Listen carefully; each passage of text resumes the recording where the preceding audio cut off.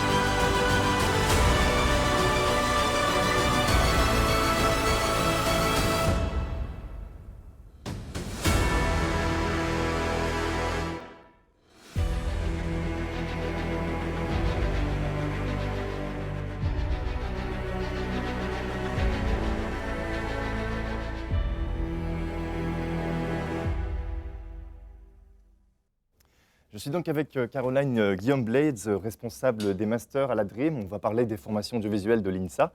Bonjour Caroline. Bonjour. Est-ce que ça va? Oui, ça va. Merci de m'avoir invitée. C'est un plaisir. Est-ce que vous pourriez un petit peu vous présenter à notre public? Oui, bien sûr. Donc, mon activité principale, je suis professeure d'anglais. Donc, je donne des cours à tout niveau, en licence de première année, deuxième année, troisième année, master 1, master 2. Et pendant mon temps libre, je suis responsable de la première année de master, voilà, pour les 3 parcours qu'on détaillera peut-être plus tard. Alors, avant de s'intéresser à la Dream en elle-même, Oui. notre émission s'adresse surtout à des lycéens qui voudraient peut-être intégrer cette formation. En général, quel profil d'élèves intègre la Dream? Alors, on cherche des élèves qui ont un profil scientifique, mais qui sont également ouverts à la culture, aux arts, à l'image, au son. Donc, un petit peu l'homme universel Da Vinci. Voilà. Et donc, quel cours, quelle formation on trouve du coup durant la licence, puis ensuite les masters? Donc, ça commence par un fond très scientifique, beaucoup de maths, traitement du signal, etc. Les choses, c'est un petit peu lourd quand même. Il y a également des choses plus culturelles. Il y a l'anglais, il y a la filmologie, etc.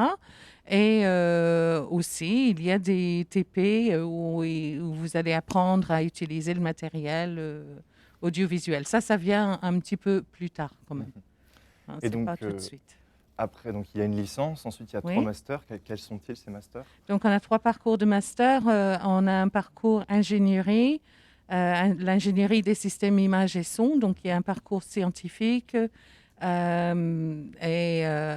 qui mène à des métiers d'intégration ou de broadcast. On a un parcours de post-production. Donc là, c'est pour apprendre à manipuler des images ou des sons pour les intégrer à la télévision ou dans le cinéma ou bien dans d'autres domaines aussi. Et un parcours production. Donc là, c'est la gestion des productions audiovisuelles. D'accord. Et vers quoi ces différents masters ensuite nous dirigent dans le monde professionnel? Quel métier on trouve ensuite? Les métiers, bon, le parcours production, vous pouvez commencer comme chargé de production, par exemple. Pour les post-prod, bon, eux, ils vont bien sûr travailler dans des projets de post-production, mais comme c'est un diplôme de master, on espère que nos anciens étudiants commencent au niveau technique, où ils vont produire les effets, mais qui vont aller vers des métiers de superviseur avec un petit peu d'expérience. Voilà. Et puis les ISIS, les ingénieurs, eux, ils vont vers l'intégration des équipements de diffusion ou bien vers l'utilisation de ces équipements de broadcast. D'accord. Voilà. Donc là, on a parlé des possibilités après les masters, mais est-ce que simplement avec la licence, c'est possible d'intégrer le monde professionnel ou il vaut mieux quand même suivre un master? C'est possible. Il y en a qui le font. Mhm. Mais la plupart de nos étudiants en licence font un master. Quelques-uns, je dirais peut-être 10% vont réussir, vont choisir de s'intégrer dans le monde du travail après la licence. Alors, la question que se posent beaucoup d'étudiants qui voudraient rejoindre des formations audiovisuelles, c'est les équipements disponibles. Qu'est-ce qu'ils sont ici à Dream? Qu'est-ce qu'on a à disposition? Alors, je ne suis pas spécialiste, C'est vrai. mais bon, je pense qu'il y a tout ce qu'il faut. On a beaucoup de caméras, on a 2 plateaux télé, on a le plateau son sur lequel on se trouve actuellement. Il y a des salles d'informatique, des salles qui sont plus spécialement dédiées au son. Je pense que généralement, les étudiants arrivent à trouver ce qu'ils veulent. On a également les locaux à Arambert, qui est le lieu de recherche, qui est là très très bien équipé avec tout le dernier équipement, dernier cri. Et ce sont des locaux qui sont ouverts à nos étudiants aussi. Il y a même des tournages qui s'y déroulent. Il y a des tournages professionnels qui utilisent donc le même équipement qui est utilisé par la suite pour les TP, les TD de master. Donc il y a de quoi faire. Voilà, et, on a ce qu'il faut. Et donc justement, ces équipements, ils sont utilisés lors de projets. Est-ce que vous connaissez un peu les projets principaux qu'on peut avoir au cours de notre formation? Alors en master, je peux parler en master principalement, mais en master première année, il y a un projet de fiction on produit plusieurs fictions par an. Il y a un projet de documentaire. Il y a un projet, ce qu'on appelle le produit de commande, où les étudiants réalisent un film institutionnel pour une entreprise, pour un vrai client. On a des projets de multicaméra, donc un peu comme vous faites aujourd'hui, une captation et diffusion en direct d'un événement. C'est un peu plus difficile cette année parce qu'il n'y a pas beaucoup d'événements. Mais on va y arriver quand même. Voilà. Après, il y a des projets d'ingénierie pour les ingénieurs et de post-prod pour les autres. Et dernière petite question, Oui. comment vous décririez l'ambiance générale à Dream? Est-ce qu'entre les promotions, il y a de l'interaction, il y a de l'entraide? Oui, oui, oui. Je pense que c'est un département où les étudiants sont très, très solidaires Mm. les uns des autres. Et il y a de l'entraide. Il y a également une diffusion de connaissances. Les plus âgés vont aider les plus jeunes. Les plus jeunes, ils vont commencer par faire des tâches peut-être un peu plus faciles sur les tournages, etc., ou comme aujourd'hui. Et petit à petit, bah, ils apprennent leurs aînés et puis ils avancent. Donc, mais c'est une ambiance plutôt familiale, je dirais. Ok. Oui, oui, Bah, super, merci beaucoup de nous avoir parlé de la Dream, merci beaucoup d'être venu sur ce plateau. je t'en prie. Il y a pas de souci. Je vous propose maintenant de lancer l'autre concours de Photoshop. Alexandre et Marine qui vont s'affronter autour d'un thème. Le Photoshop Contest, c'est tout de suite dans l'entre-deux.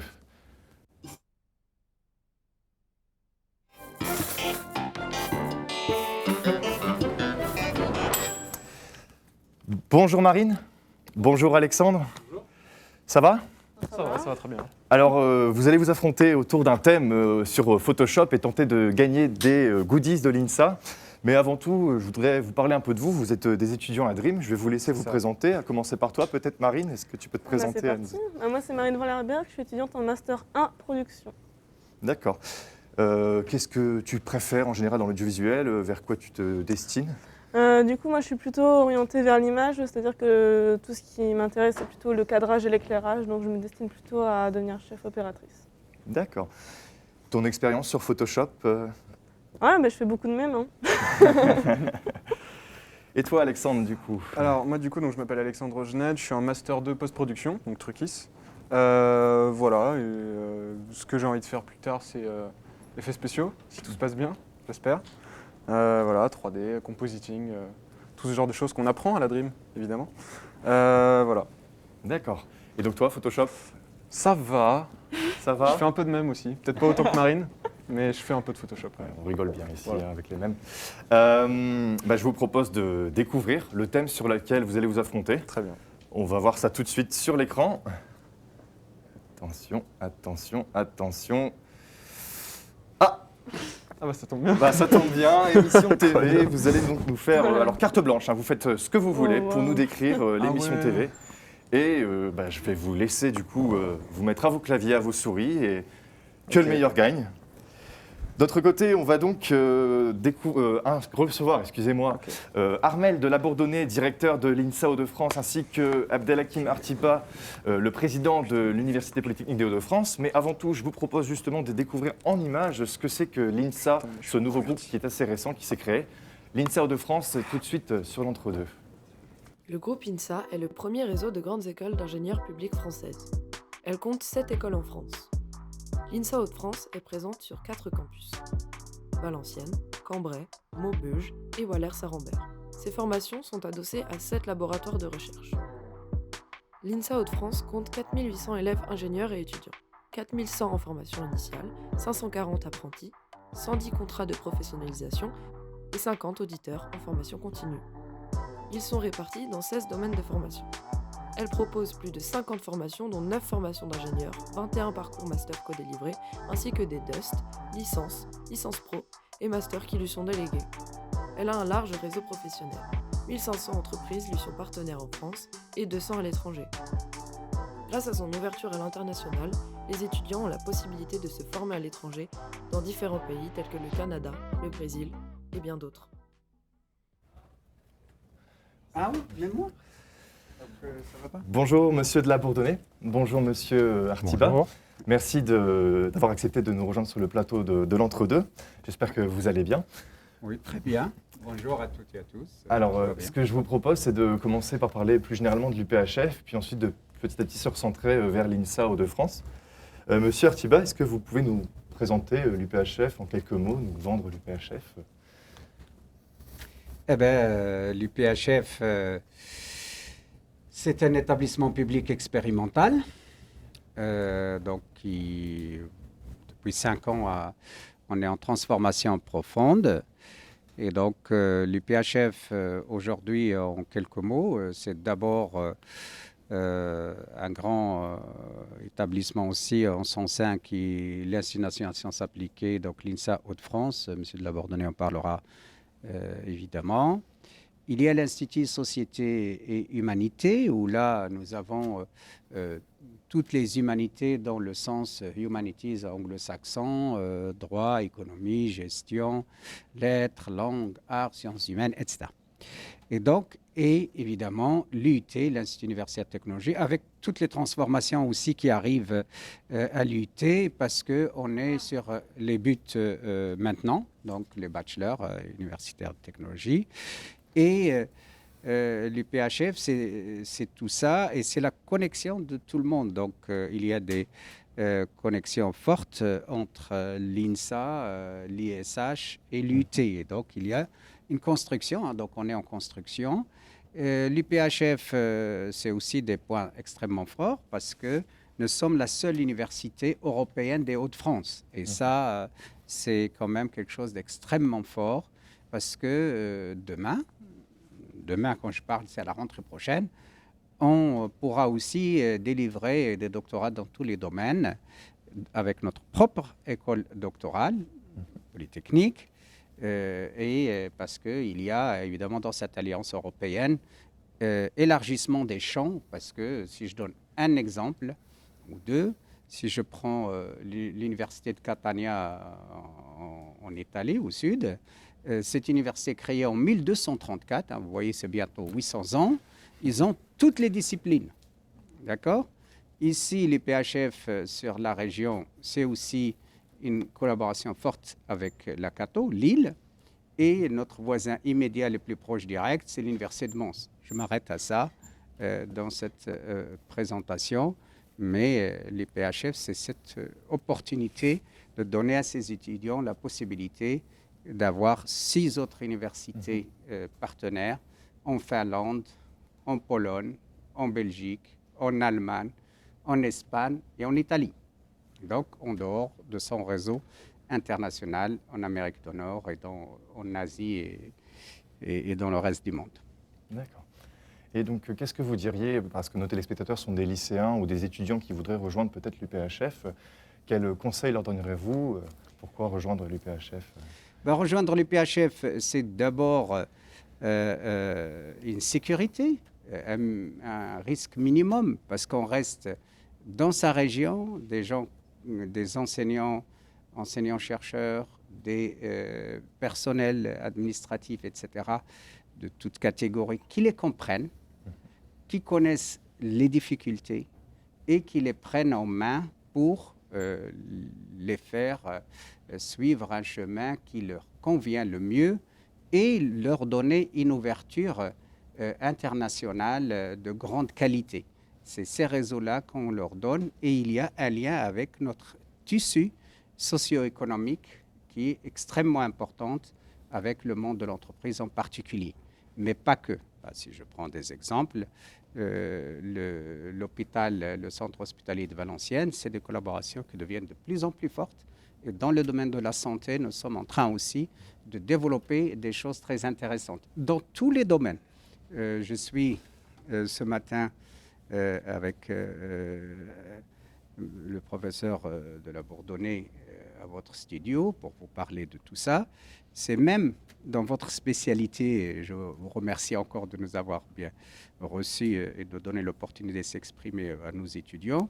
Même dans votre domaine, quand je parle de l'hôpital, il y a des liens avec l'hôpital, etc., qui sont très clairs. Mais aussi dans l'industrie de la création, mais au-delà. L'audiovisuel aujourd'hui n'est pas que la création. La création aujourd'hui et la communication touchent tous les domaines du monde socio-économique. Et c'est ça qu'on vise. Monsieur de la Bourdonnais, justement, notre formation, la DREAM, fait partie de l'INSA, donc l'Institut national des sciences appliquées. Vous en êtes le directeur. Est-ce que vous pourriez un peu nous présenter, nous donner des éléments supplémentaires en plus de la vidéo qu'on a pu voir tout à l'heure? Alors, l'INSA Hauts-de-France, c'est d'abord une histoire. C'est l'histoire du rassemblement des forces de l'université autour des sciences et technologies, des activités physiques et sportives également, vers un projet qui est à la fois un projet humaniste et un projet d'excellence. C'est un projet humaniste parce que à la fois les valeurs du groupe INSA et les valeurs de l'université sont de faire travailler ensemble les sciences et technologies et les sciences humaines et sociales. Mais les valeurs du groupe INSA, c'est aussi de faire des cadres scientifiques pour l'ensemble de la société qui sont soucieux de l'environnement, soucieux de la justice sociale. Et dans leurs activités professionnelles, ils ont apporté ces valeurs-là. C'est aussi un projet humaniste parce qu'on a une attention forte, comme le reste de l'université, à chaque étudiant. Pour l'aider dans son parcours, on a un objectif de faire réussir tous les étudiants. C'est un projet d'excellence, c'est un projet ambitieux, parce que la marque INSA est une marque qui a une grande valeur et qu'on souhaite que chaque étudiant se mette au niveau de la valeur de cette marque pour continuer de la porter. Donc on demande des étudiants de tout niveau, mais des étudiants motivés qui ont envie de réussir, et nous, on aide les étudiants à réussir. Donc, quelles sont justement les possibilités que vous donnez aux étudiants, les moyens que vous mettez en place pour aider les étudiants à réussir dans les études? Alors, de façon générale, il y a tout le travail des enseignants-chercheurs, ça c'est normal. Il y a aussi toutes les facilités du campus pour avoir une vie de campus agréable et motivante. Donc on a un campus qui est très beau, qui est aéré, qui a des installations sportives, qui est dans une ville qui a des installations culturelles et dont on peut bénéficier de façon facilitée quand on est étudiant. Et puis pour les étudiants qui ont des difficultés, ou des étudiants pour lesquels on pense qu'ils vont avoir des difficultés, puisqu'on essaye d'anticiper, on a un certain nombre de dispositifs de remédiation, de tutorat. On peut, quand on détecte que ça peut ne pas bien se passer, proposer de faire la première année de licence en 2 ans plutôt qu'en 1, pour permettre de récupérer des acquis en sciences, en français par exemple. Et on a tout un travail aussi autour de la motivation et de la confiance en soi qu'on peut donner par le sport, qu'on peut donner aussi par le théâtre par exemple, c'est le cas en STAPS. Voilà. Et donc l'INSA est présente dans les Hauts-de-France, mais elle est présente partout en France. Et quelles sont les spécificités de l'INSA Hauts-de-France par rapport aux autres peut-être? L'INSA Hauts-de-France est membre du groupe INSA, il y a 7 INSA en France et un INSA au Maroc à Fès. C'est d'abord un réseau. Et donc on peut commencer ses études ici, à Toulouse, à Lyon, et choisir une spécialité qui est dans un autre INSA quand on va rentrer dans les années 3, 4 et 5. Ce qu'on a de spécifique ici, c'est d'abord une pluralité de métiers auxquels on forme. Les autres INSA forment principalement des ingénieurs. Certains forment des architectes, des paysagistes, mais nous, mais les autres INSA forment principalement des ingénieurs. Nous formons des ingénieurs, nous formons aussi des enseignants, nous formons aussi des gens qui vont dans le monde de l'audiovisuel, et ça, c'est une spécificité unique dans le réseau INSA, la formation en audiovisuel. Voilà, pluralité de métiers, pluralité de secteurs aussi, de l'ingénierie stricto sensu, de l'audiovisuel, mais aussi de l'agroalimentaire, par exemple. C'est ça la richesse de l'INSA Hauts-de-France. Et c'est une richesse qui est en adéquation avec le territoire. Je parlais de l'agroalimentaire avec Cambrai, mais c'est aussi en adéquation avec le territoire dans les thématiques des transports et de la mobilité, avec toutes les entreprises qui sont autour de Valenciennes, Toyota, Bombardier, Alstom, PSA, Renault, etc. D'accord, donc un accent sur les relations avec le monde professionnel notamment. L'INSA est née de la fusion de 3 anciennes composantes, l'ISTV, la Faculté des métiers des sports et l'ENSIAM, sauf erreur de ma part. Comment ça s'est passé, l'organisation de l'INSA au sein de l'UPHF et qu'est-ce que ça vient apporter à ces anciennes composantes? Alors, ces anciennes composantes, c'est un actif de qualité de l'enseignement dans un certain nombre de domaines et sur lesquels on s'est appuyé pour créer ce nouvel établissement, cette INSA. Ce que ça apporte, c'est déjà plus de transversalité, puisque on peut passer maintenant plus facilement d'une filière à l'autre, donc plus de capacité à se réorienter quand on ne sait pas très bien ce qu'on veut faire en sortant de terminale. On a le droit de se tromper, c'est normal. On a le droit d'essayer, c'est normal. Donc l'INSA permet ça. Ce que permet aussi l'INSA, c'est ce que je disais tout à l'heure, c'est accéder à un réseau national et international. C'est aussi d'avoir sur son diplôme une marque qui a une reconnaissance internationale dans le monde des entreprises. Et donc ça, c'est un atout pour les étudiants qui nous rejoignent, c'est un atout pour les diplômés qui nous quittent, et c'est une exigence pour nous enseignants et pour les étudiants de donner le maximum pour réussir. D'accord.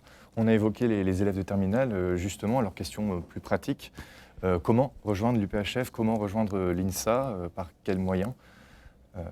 Est-ce qu'on passe donc, est-ce qu'il y a des licences qui sont davantage sélectives ou c'est ouvert à tous? Comment ça fonctionne? Alors d'abord, vous le savez, la façon de rentrer, c'est Parcoursup. Voilà, ouais. donc j'incite tous vos auditeurs Je pense. à s'intéresser à Parcoursup, mais je pense que c'est déjà fait. Il y a des services d'information et d'orientation dans les lycées, en ville, à l'université. Donc tout ça, c'est de l'information. Après, les diplômes d'entrée, les formations d'entrée, elles sont de divers types. Il y a des formations qui sont non sélectives, mais sur lesquelles j'incite quand même chaque jeune à réfléchir s'il est vraiment motivé pour aller dans cette voie-là. Parce qu'elles sont non sélectives en entrée, mais elles sont exigeantes à l'intérieur. Et donc, ce n'est pas parce qu'on n'est pas sélectionné à l'entrée qu'on réussit forcément si on ne travaille pas. Donc, ce sont des licences exigeantes. Il y a des licences sélectives, par exemple celle de l'audiovisuel, c'en est un exemple. Il y a les formations d'ingénieurs qui elles-mêmes sont sélectives, avec une sélection qui est faite au niveau national pour l'ensemble du groupe INSA. Et puis, il y a des diplômes propres de l'université et de l'INSA, comme les DUST, qui vont vers des licences professionnelles et une insertion professionnelle directe, et qui sont pour un public qui peut avoir plus de difficultés académiques, mais qui ont envie de réussir. Donc de la même façon que je l'ai posé à M. Artiba, qu'est-ce que vous diriez à un étudiant qui voudrait rejoindre l'INSA en particulier? Qu'est-ce que vous lui conseillerez, Je lui conseille de réfléchir à sa motivation, d'avoir vraiment envie de s'engager dans ses études dans l'INSA, voilà, et puis d'oser frapper et de venir à l'INSA Hauts-de-France. Est-ce que vous avez quelque chose peut-être à ajouter par rapport à ce qui a été dit? Je crois que l'essentiel est dit. J'insisterai un peu plus sur une chose qui a été dite. J'ai dit tout à l'heure, il y a un lien fort entre l'établissement composante l'INSA et les composantes internes, les PHF, l'UIT et l'ISH. Ce lien qu'il y a, ces réunions régulières entre le directeur de l'INSA, le directeur de l'ISH, la directrice de l'UIT, surtout à la période actuelle avec la construction des buts au niveau de l'UIT, c'est pour permettre, c'était dit tout à l'heure, sur le lien sciences et technologies, humanité, donc cette fertilisation croisée qui est l'ADN de la création de ce projet humaniste, donc à la base. C'est pour ça qu'il y a beaucoup de choses sur l'éthique. Vous avez vu aussi, on lance tout doucement les modèles polytechniques. Ça a beaucoup plu au niveau national, c'est original, parce qu'on mélange vraiment dans le même cours des gens de sciences et technologies, des gens des humanités pour attaquer de différents angles, donc une discipline. On a parlé tout à l'heure de développement durable. Ça peut être aussi l'impact sur le développement durable, le développement de nouveaux matériaux, de nouveaux services, etc. Donc, et cette flexibilité, vous avez peut-être entendu parler du projet Prélude sur 10 ans avec la Cato, c'est pour une grande flexibilité de démarrer quelque part, prendre son rythme. C'était dit tout à l'heure, est-ce qu'on fait la première année en une année ou deux? Donc, c'est original.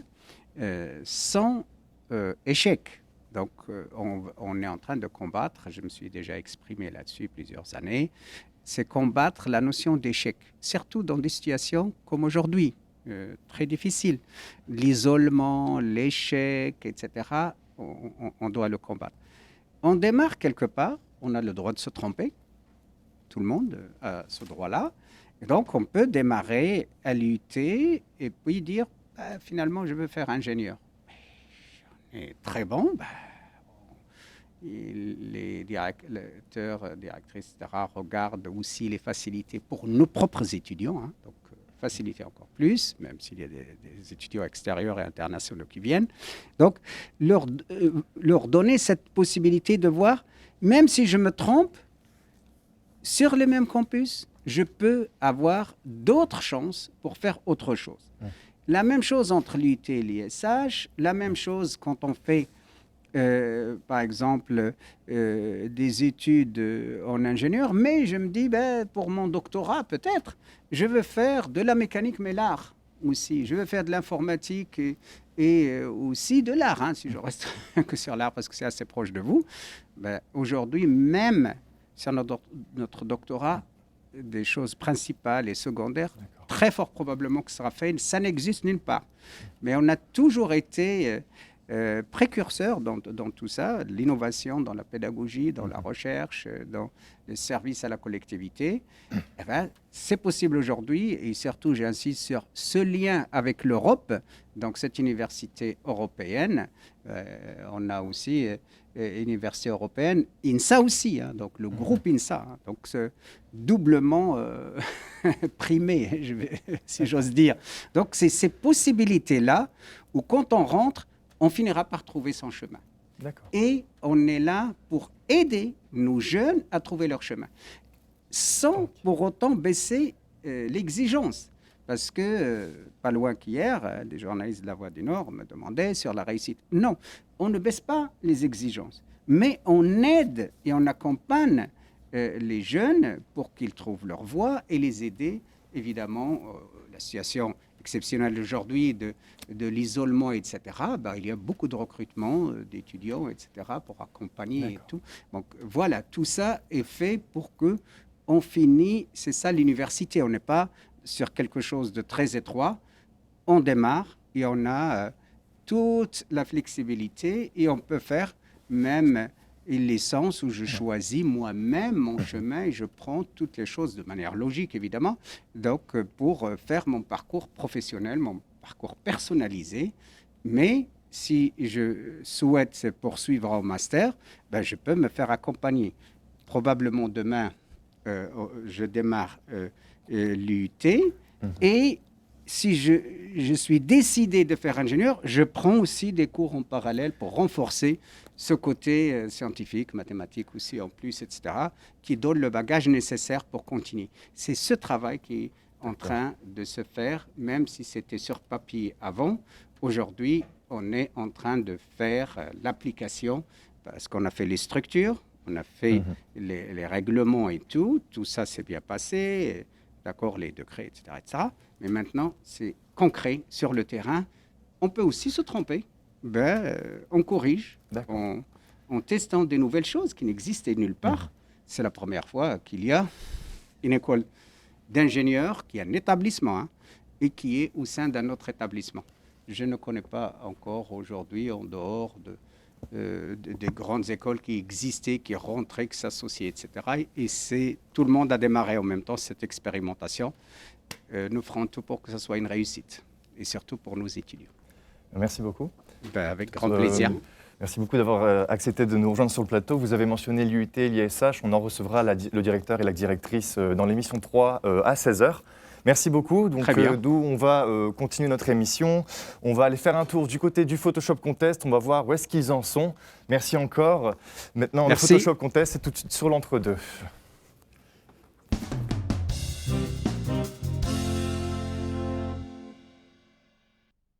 Alors Marine, alors Alexandre, comment ça se passe du côté de Photoshop? Alors moi, ça va plutôt bien. Moi, j'ai pas du tout été inspiré. Et vu que j'ai pas mon PC, j'ai un peu galéré. Et voilà. On m'a imposé un clavier QWERTY. Je prends ça comme du sabotage, vraiment. Parce qu'il y C'est avait, horrible. on m'a dit, une différence d'expérience entre les deux. On a voulu un peu équilibrer. Mais on tiendra ça en compte, évidemment. Non, mais il n'y a pas de souci. Moi, je suis fier de ce que j'ai fait. Je suis fier de ce que j'ai fait. t'as terminé écoute. T'as terminé? J'ai improvisé un truc, c'est horrible. Non, j'ai terminé. Sur quoi tu es parti, toi? Je suis partie sur un mème. D'accord. Voilà, écoute. Ah oui, donc là, tu reprends des ça, images c'est moi, ça. super. Mais ça, c'est pas moi. Et ça, c'est la création d'Alexandre, du coup. Non, Ça, c'est celle de Marine. Ah, j'inverse les deux, donc super.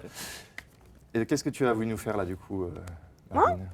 Je me suis dit émission télé, mais vu qu'on est sur une émission télé, pourquoi pas partir sur l'entre-deux? Et donc je me suis dit c'est rigolo, cette année les lycéens ne peuvent pas être dans le public avec nous. Du coup ils sont un peu derrière leur télé, en train de regarder l'entre-deux. Et donc toi Alexandre, qu'est-ce que tu as voulu faire? Alors moi je suis parti sur quelque chose d'assez méta, c'est-à-dire moi qui n'ai absolument pas d'idée, et vu que j'ai déjà été cadreur pour les émissions de la Dream, qui sont absolument incroyables, je tiens à le préciser, voilà, je me suis dit que quand des thèmes pas très inspirants tombent, c'est pratique d'être derrière la caméra et de ne pas avoir à faire un montage Photoshop. On peut peut-être mettre en plus grand pour savoir ce qui est écrit sur le texte. Voilà. Alors, quel On voit pas bonheur très d'être bien. cadreur et de ne pas avoir à faire un montage Photoshop, c'est très gentil. Excellent. Écoute, très méta. je vais vous donner l'occasion peut-être de vous démarquer d'une manière un peu différente. On va faire un petit jeu, ça va vous aider à gagner des points lors du vote final de la régie. On va jouer à Pictionary, sauf que c'est moi qui vais dessiner et c'est Très vous bien. qui allez devoir deviner les mots que je dessine. Vous aurez un certain temps. Petit problème, je vais dessiner sur une tablette graphique. Je ne m'en suis jamais servi. Très bien. Il y a une première fois à tout, c'est pas grave. Ouais, alors je vais t'inviter à démarrer Paint. Super, c'est Ouais, fait. c'est fait. Est-ce que l'un de vous deux voudrait commencer ou est-ce que j'en désigne un veux commencer Allez, commence. Allez, commence. c'est parti pour Faut que je me lève, Alexandre. c'est ça Tu peux te lever, te Ouais, mettre bien en sûr. face pour. Super. Alors. Je ne sais pas comment sert de ça, j'espère que c'est à l'endroit, on verra bien. On va découvrir tous ensemble comment ça fonctionne une tablette graphique pour dessiner. Alors, c'est parti. Alors, on va me donner par oreillette des mots à dessiner. Tu auras 30 secondes par mot, ou non, 1 minute pour deviner un maximum de mots. Ok, d'accord. Euh, Ah ouais, Alors, celui qui devine le plus de mots gagnera un bonus. très bien. Alors, c'est parti, je vais te dessiner un mot. Alors, je suppose qu'il faut... Non, ça ne marche pas. Ok. Ah, voilà, super. Je vois un trait. Un écran, Ah, merde.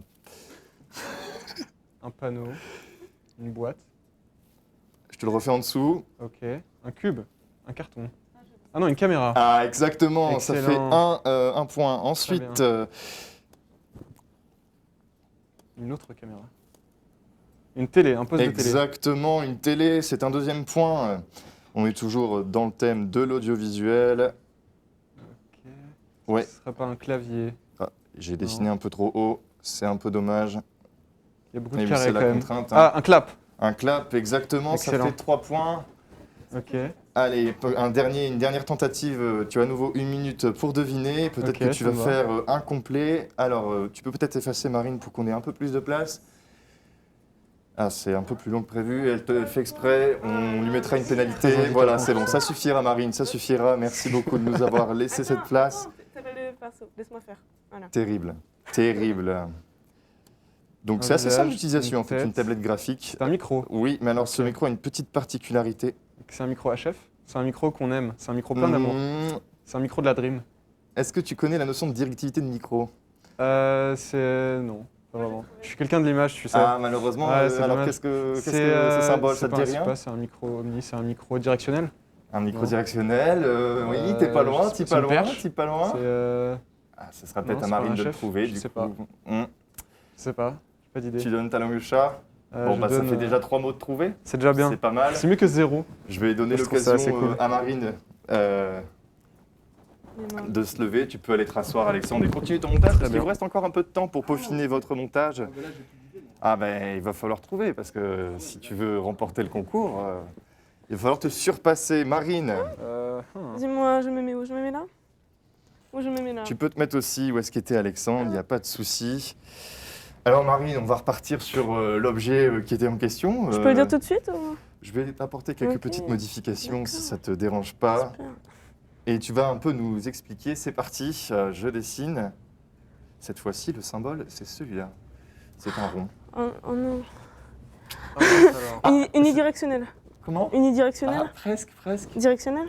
Ah, c'est partout, tout autour. Quand on mange de tout. Omnidirectionnel? Omnidirectionnel. Qu'est-ce que ça veut dire, Marine? Non, Cardioïde avant c'était cardioïde.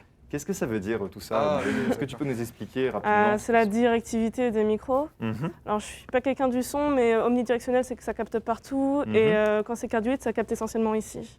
Ça fait une forme D'accord. de cœur, c'est pour ça qu'on l'appelle cardioïde. Ok, donc si on veut capter toute une pièce, tout ce qui est autour, on va utiliser omnidirectionnel et C'est quelque ça. chose de particulier, cardioïde. Plutôt. Ouais. Est-ce qu'il y a d'autres directivités? Est-ce que tu en connais d'autres? Écoute, non. Moi, je m'y connais très peu Ouais, en malheureusement, on son. a deux Mais c'est personnes pas qui sont donné plus sur beaucoup de Photoshop détails, qu'autre chose. Allez, Oui, je te c'est ça. propose un nouveau mot à deviner en moins d'1 minute. idée. Je te propose celui-ci. C'est parti. J'ai choisi très compliqué. Je ne sais pas si je vais y arriver. Un clavier? Qu'est-ce que c'est que ça? C'est quelque chose qui est fermé actuellement. Ah, une salle de cinéma? Exactement, Ah, un bah deuxième mot. Alors, je ne sais pas comment je vais faire pour deviner. Alors, ensuite, c'est parti. Un nouveau mot, à nouveau dans un domaine que tu n'apprécies pas, du coup, si j'ai bien Ah, compris. super. On ne voit plus rien, c'est catastrophique. Ce sera ta petite contrainte, de toute façon. Ça devient du grand n'importe quoi. Je vais le dessiner en bas à gauche. C'est vraiment dommage qu'il n'y ait personne pour effacer ce Bah qui est ouais, sur l'écran. c'est C'est de la vraiment triche dommage. du coup. C'est incroyable. hein. T'inquiète pas, c'est pas de la triche. Ah, une tu vas y lunette? arriver. Bonnette, et voilà, et tu as Bonnette, déjà c'est ça. autant de points que Alexandre. Tu as peut-être Ah. l'occasion de le dépasser à nouveau dans le domaine que tu n'apprécies pas. J'adore te donner des choses sur le son alors que tu ne fais pas de son. Alors, pourquoi ça ne marche pas maintenant? C'est vraiment magique, hein, les tableaux graphiques, ça marche très bien. Vous dessinez comme si vous dessinez sur du papier, et c'est à peu près le même niveau que j'ai en dessin, de toute façon, sur du papier. Donc, voilà. Est-ce que- Une table de mixage? Excellent! Wow. 4e point, Incroyable. Marine. Et bien voilà, vous y aviez 4 mots à Félicitations. deviner chacun. Marine, tu as 4 mots. Alexandre, malheureusement, tu n'en as eu que 3. C'est pas grave. Donc, tu vas gagner un petit bonus de quelques Vas-y. votes supplémentaires. Le vote qui sera fait Incroyable. par la régie pour Incroyable. voter sur vos compositions. Bah, merci. Je vais vous laisser du coup continuer. Vous avez encore quelques minutes pour Ah, mais moi, c'est de la décadence continuer totale. votre composition. J'espère que ça va aller. Non. Alors, après tous ces divertissements, je vous propose à nouveau de se concentrer davantage sur votre cadre d'études. On va parler un peu de la culture. Mais avant tout, avant de recevoir Maud Langinière du Phénix qui va nous parler de tout ça, on va avoir un petit magnéto sur la vie culturelle à Valenciennes. Regardez. À travers cette vidéo, nous vous proposons un tour d'horizon de ce qui compose la vie culturelle à Valenciennes. Pour commencer, nous pouvons trouver le musée des Beaux-Arts, un musée dont la salle principale est dédiée à l'artiste valenciennois Jean-Baptiste Carpeaux, qui fait la fierté de ce musée et donne également son nom au bâtiment consacré au département audiovisuel de l'université. Ce musée est composé de plus d'une dizaine de salles et regorge ainsi d'œuvres s'étalant du XVe au XXe siècle. Rénové en 2014, le musée est malheureusement fermé en raison du contexte sanitaire. Néanmoins, sur le site web qui lui est dédié, nous sont proposées des visites virtuelles, ceci afin de profiter de sa diversité, mais également de s'en donner un aperçu avant sa réouverture.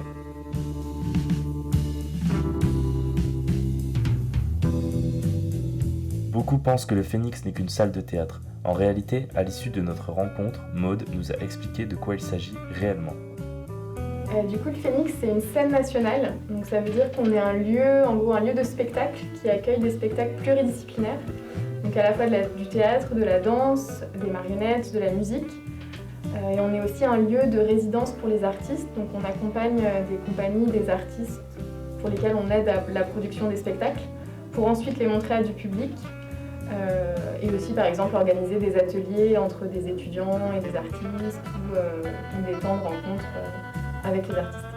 Le musée, le Phénix ou encore le conservatoire et la médiathèque, Valenciennes est un vivier de culture et il ne tient qu'à vous de le découvrir.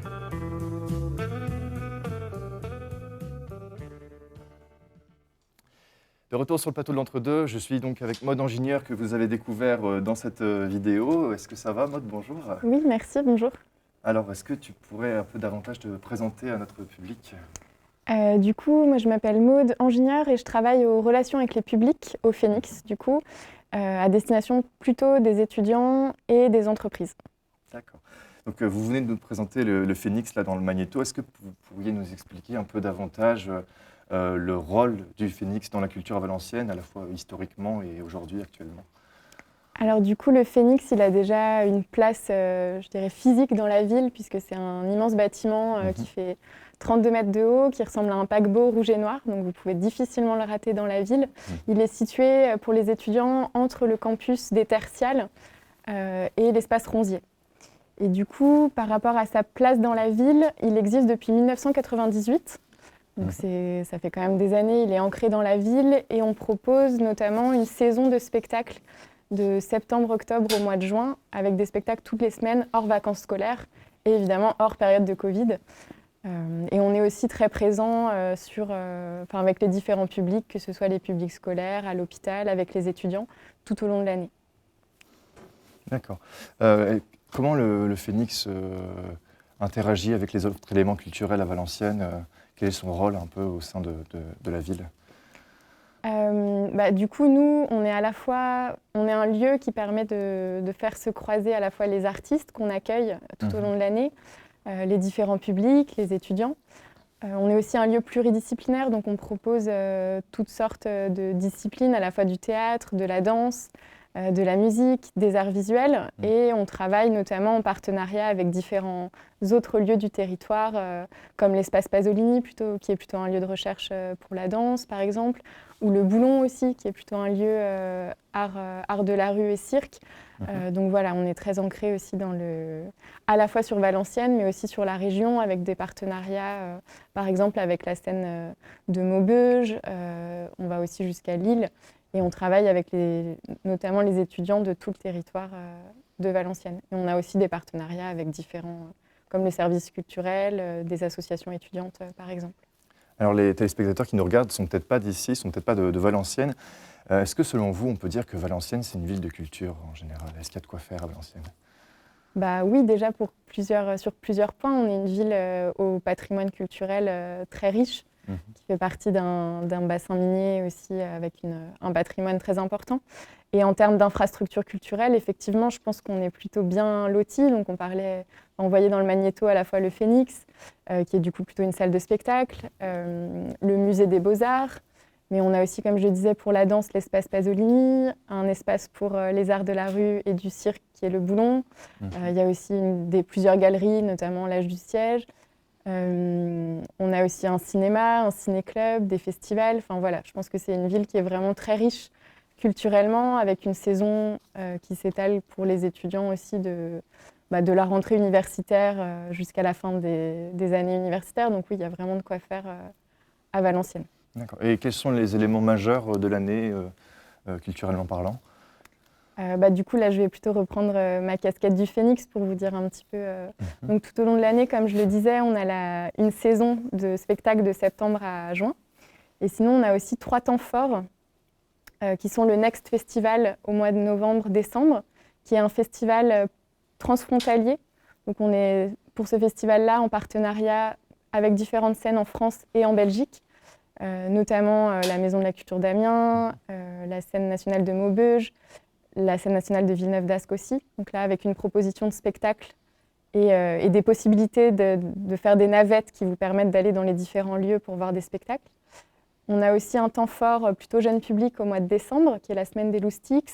Et sinon, un autre temps qui intéresse plutôt les étudiants, qui est le cabaret de curiosité, qui a lieu en général la 2e semaine du mois de mars. Donc là, on est en train de le préparer pour cette année, qui est en fait une semaine de spectacles qui ont lieu toute la journée, du matin au soir en principe, avec des rencontres avec des artistes, des possibilités de faire des ateliers et de voir des spectacles comme ça qu'on n'aurait pas forcément vu le reste de l'année.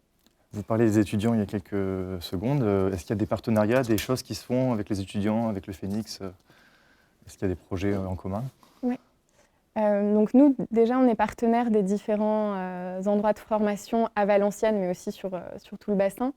On a notamment un partenariat avec l'UPHF, avec l'INSA, mais aussi avec les autres écoles du territoire. Donc ça permet à la fois d'ouvrir des tarifs préférentiels aux étudiants pour venir au spectacle, les années où le théâtre est ouvert évidemment, mais ça nous permet aussi de monter plutôt des parcours, des projets qui permettent aux étudiants à la fois de voir des spectacles, mais aussi par exemple de faire des ateliers. On a aussi un partenariat avec le Crous plus précisément, ou avec le service culturel, qui achètent eux-mêmes des places qui ensuite redonnent aux étudiants, leur permettant de venir au spectacle. On travaille aussi avec les associations étudiantes, je pense notamment à 3/4 de pouce ou à Ramdam, sur des projets variés où on est à l'écoute aussi des propositions des étudiants. Par exemple, cette année, on a une émission en partenariat avec Ramdam sur le théâtre qui a démarré il y a un mois et qui sera a priori mensuel à partir de maintenant. D'accord. Merci beaucoup. On peut retrouver toutes des informations sur le site du Phénix, du coup, le Phénix, Phenix, sur Internet. Merci beaucoup, Maud, d'avoir accepté de venir sur ce plateau. De notre côté, on va rejoindre à nouveau Alexandre et Marine pour voir où en est leur composition. Je vous rappelle que vous pouvez poser sur la page Facebook de l'Entre-deux des questions. On va y répondre très bientôt, alors n'hésitez pas, foncez. Allez, on rejoint tout de suite Alexandre et Marine, tout de suite sur l'Entre-deux.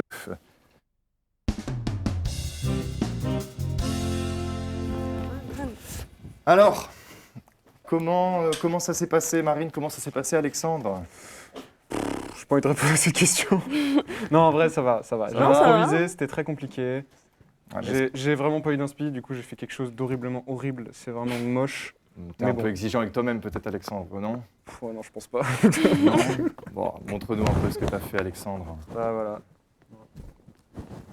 Allez, on va peut-être voir ce que tu as fait. Donc, voilà. Ah, super. Voilà. Bon, je vais Ah, tu zoomer nous sur as le ajouté des texte. choses, là. Voilà. J'ai ajouté un petit élément, histoire de personnifier la Dream, parce que la Dream c'est quand même vachement cool. Ah, super. Même tu si on vends fait bien des la montages Dream. qui sont vraiment pas très qualitatifs. Mhm. Voilà, du coup, bah voilà. Bah écoute, moi ça me touche Avec un beaucoup, magnifique c'est sourire. vraiment sympa. Voilà. Tu vends très bien la Dream. Je m'arrêterai là Marine sur ce magnifique Ouais. montage. Comment? Je m'arrêterai là sur ce montage. D'accord. Et Marine, toi alors comment ça Ah va? bah j'ai juste... bon, j'ai pas refait grand-chose depuis. Voilà. Il y a beaucoup d'évolutions en effet depuis tout à l'heure, mais il faut dire que peut-on faire de plus sur un si beau montage? Ah, c'est la question. C'est toute la question. Bon, Faut va dire être- ce qu'il y a, faut dire ce qu'il y a. il va être l'heure de découvrir le vainqueur. La régie a voté, a Très bien. appliqué les bonus. Oh, wow. On va donc découvrir qui a remporté le Photoshop Contest et les goodies de l'INSA qui vont avec. On va le découvrir sur l'écran dans très peu de temps. Attention, eh bien c'est Marine qui remporte le Photoshop Contest. Bravo. Merci. Tu remportes cette magnifique gourde thermos de l'INSA. Oh, trop Bravo bien. à toi. J'ai pas de thermos. Tu n'as Donc, pas de thermos. Bah Eh maintenant ben, j'en ai un. tu vas pouvoir en découvrir. Non, j'ai pas de thermos 3 C'est magnifique le thermos. Tu peux mettre des boissons, garder ça chaud pendant Et quand très, la corpo très sera longtemps. ouverte, je pourrais venir chercher mon chocolat chaud. Par Exactement, parce que la corpo proposera des chocolats chauds. Merci à vous deux d'être intervenus. Avec plaisir. Donc Merci de vous nous nous avoir avez posé des questions sur Facebook, sur la page de l'Entre-deux. On va recevoir Antoine Goudard qui va nous montrer les questions, nous répondre à ces questions, aux questions que nous avons sélectionnées. Je vous propose tout de suite de le rejoindre. Merci Florentin pour cette introduction. Donc ce matin, cette petite matinée, on a reçu 2 questions. Donc la première, qu'en est-il du réseau professionnel de l'école? Et donc il faut savoir que la Dream, c'est une école qui existe depuis 40 ans. Donc il y a plusieurs générations de personnes qui travaillent dans l'audiovisuel qui sont maintenant dans le monde professionnel. Et donc du coup, il y a tout un réseau qui s'organise autour d'une association d'anciens étudiants. Ce qui est bon à savoir et ce qui permet de trouver ses premiers emplois ou ses premiers stages quand on est en difficulté. Et la deuxième question à laquelle je vais répondre, c'est où peut-on retrouver toutes les informations sur les formations?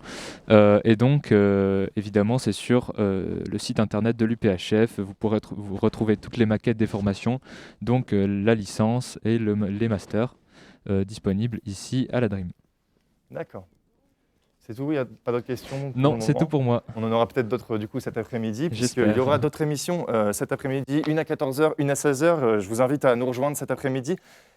Pour ce matin, c'est terminé. Merci beaucoup de nous avoir suivis. Vous pouvez retrouver toutes ces informations dont on parle donc sur l'UPHF, sur l'INSA, sur les différents sites respectifs. Merci beaucoup de nous avoir suivis. On se retrouve tout à l'heure, je l'espère. Bonne fin de matinée à tous. C'était l'Entre-deux.